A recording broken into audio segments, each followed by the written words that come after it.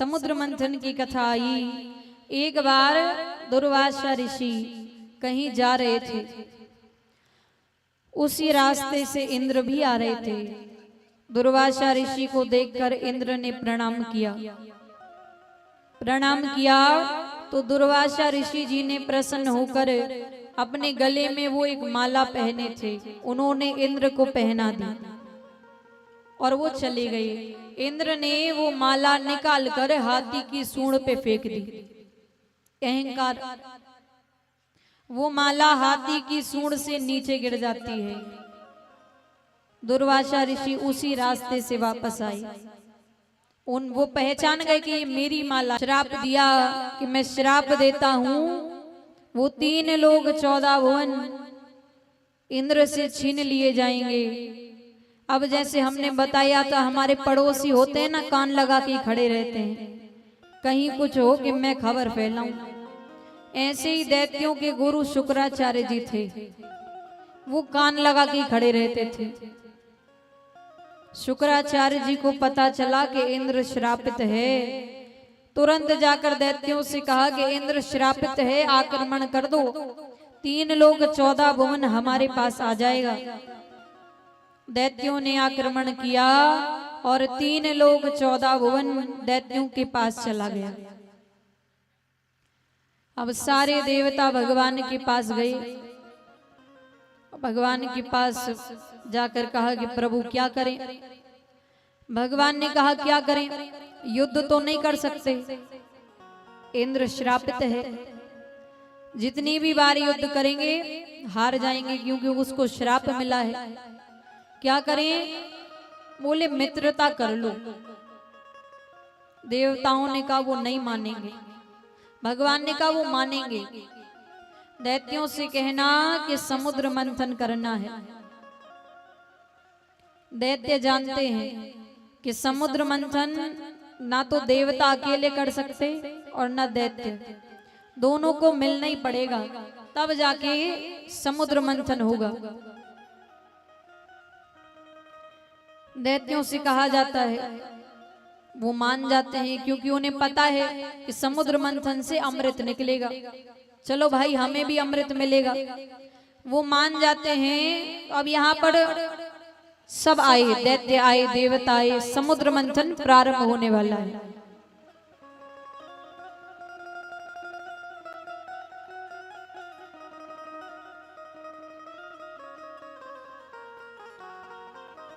वासुकी नाग का रस्सा बनाया गया, मंदराचल पर्वत को बीच में रखा गया। अब देखिए, दैत्यों में बल भले है लेकिन दिमाग बिल्कुल भी नहीं है। हर जगह बल काम में नहीं आता, कहीं दिमाग में बुद्धि भी लगानी पड़ती है। भगवान ने देवताओं से कहा, देखो तुम जिद करो दैत्यों के सामने कि हम तो सांप के मुख के आगे ही खड़े होंगे। देवताओं ने वही किया। देवता जिद करने लगे कि हम तो सांप के मुख के आगे ही खड़े होंगे। दैत्य आपस में बोले, ये विष्णु बड़ा चालाक है, जरूर मुख के तरफ खड़े होने में कोई लाभ है, इसलिए ये मुख की तरफ खड़े हो रहे हैं। दैत्यों ने कहा, एक बात बताओ, अभी राजा कौन है? भगवान ने कहा, राजा तो तुम ही हो। तो बोले, मुख की तरफ हम लोग खड़े होंगे। भगवान ने कहा, सही कह रहे हैं, ये राजा तो यही है। चलो भाई, मुख की तरफ इनको खड़े होने दो, हम पीछे चलते हैं। अब यहाँ पर मंथन प्रारंभ भैया, तो पहले तो वो मंदराचल पर्वत ही डूबने लगा। तब भगवान ने कच्छप अवतार लिया, कछुए का रूप, और भगवान मंदराचल पर्वत को अपनी पीठ पर रखते हैं। और भगवान ने ये काम क्यों किया आगे पीछे, कि दैत्यों को सांप के मुख के आगे क्यों खड़ा किया? मंथन जब आरंभ होता है तो वासुकी नाग को खींचा जाता है। खींचा जाता है तो उसके मुख से विष निकलता है। विष निकलता है तो कितने दैत्य वहीं मारे गए। अब जब तक कुछ को पता चलता है वो पीछे हट जाते हैं। समुद्र मंथन से जो वस्तु बाहर आई वो फिर दोबारा नहीं जा सकती। अब थोड़ा विष बच जाता है। बोले, अब ये थोड़ा सा विष कौन ग्रहण करेगा, हम लोगों के बस की तो बात है नहीं है। चलो भोले बाबा के पास चलें। सारे देवता मिलके भोले बाबा के पास गए।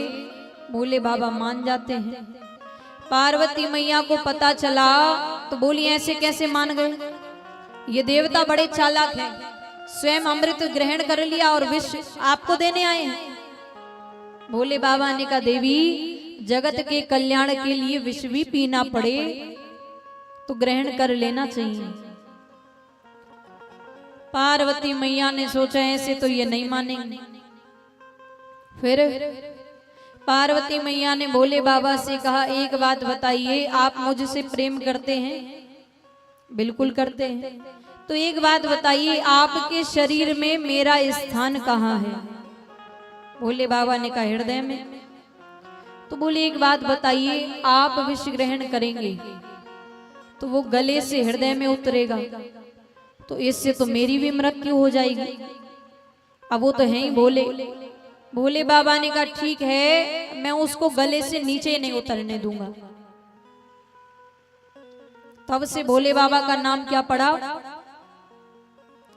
बोलिए नीलकंठेश्वर भगवान की जय हो।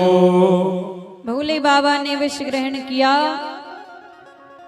और अब यहाँ पर कई चीजें बाहर आती हैं। कामधेनु, गाय, उच्च सेवा, घोड़ा। लक्ष्मी जी भी बाहर आई, हाथ में जयमाला है और लक्ष्मी जी ने विष्णु जी के गले में जयमाला डाली, पति के रूप में प्राप्त किया। बोलिए लक्ष्मी नारायण भगवान की जय हो। अब यहाँ पर समुद्र मंथन भया, अमृत निकला तो देवता और दैत्य युद्ध करने लगे। तब भगवान ने मोहिनी रूप ग्रहण किया। इतने सुंदर लग रहे हैं भगवान, इतने सुंदर लग रहे हैं, लेकिन जो सुंदरता के पीछे भागता है वो नष्ट होता है। दैत्यों ने देखा भगवान को, अमृत तो भूल गए, भगवान के पीछे पीछे चले गए। और यहाँ देवता अमृत पान कर रहे हैं और भगवान वहां दैत्यों को मदिरा पान करा रहे हैं। उनमें एक दैत्य बड़ा होशियार था, वो आके देवताओं की श्रेणी में लग गया। भगवान ने उसे भी अमृत पिलाया, लेकिन जब लगा कुछ गलत हो गया, निकाला सुदर्शन चक्र, और लेकिन अमृत ने अपना असर कर चुका था। तब से वो दो दैत्य हुए। कौन? राहु और केतु।